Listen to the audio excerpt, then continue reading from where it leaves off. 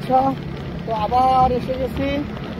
তার কারণ আমরা কিন্তু ঝুঁকিপূর্ণ বেলি সেতু, মানে এখানে সবগুলো সেতুর নামই বেলি মনে হয় না। হ্যাঁ, আর এখানে আর একটা জিনিস লেখা আছে 5 টনের বেশি মালামাল নিয়ে যেতে পারবেন না, তার মানে বড় ধরনের ট্রাকের চার্জে এখানে থাকে। তাহলে বুঝলেন এই রাস্তাটা আপনার জন্য কত মনোমুগ্ধকর একটা রাইড নিয়ে আসবে। একবার কত মজা করে আপনি এই রাস্তাটা দিয়ে যেতে পারেন।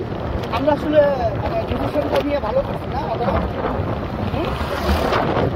আমাদের ডিসিশনটা ভালো আছে। আবার এখন আমরা একটু পাহাড়ের উপরে উঠবো, চলেন আপনাদেরকে নিয়ে যাব পাহাড়ের উপরে।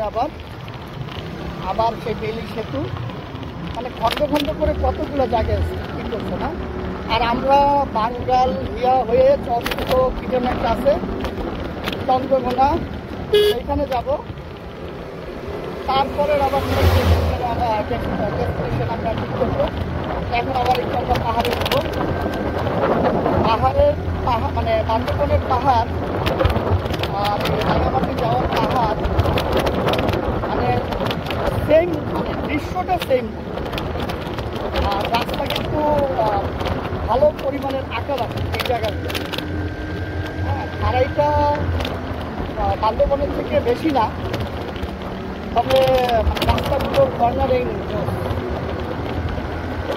কর্নারিং আমাদের খুব সম্ভবত এই পথ ধরেই চন্দ্রঘোনায় যেতে হবে। সবথেকে মজার বিষয় হচ্ছে এখানে সবুজ সবুজ গাছপাতা। এই গাছপাতা অসাধারণ ভিউ। আবার সামনে কিছু আসতে দেখাবো। পাহাড়ে উঠে কিন্তু আবার নেমে গেলাম, মানে ছোট্ট একটা টিলা বলতে পাহাড় আসলে।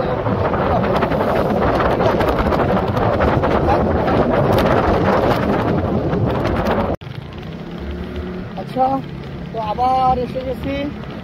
তার কারণ আমরা কিন্তু ঝুঁকিপূর্ণ বেলি সেতু, মানে এখানে সবগুলো সেতুর নামই বেলি মনে হয় না। হ্যাঁ, আর এখানে আর একটা জিনিস লেখা আছে 5 টনের বেশি মালামাল নিয়ে যেতে পারবেন না, তার মানে বড় ধরনের ট্রাকের চার্জে এখানে থাকে। তাহলে বুঝলেন এই রাস্তাটা আপনার জন্য কত মনোমুগ্ধকর একটা রাইড নিয়ে আসবে। একবার কত মজা করে আপনি এই রাস্তাটা দিয়ে যেতে পারেন। আমরা আসলে মানে ডিসিশন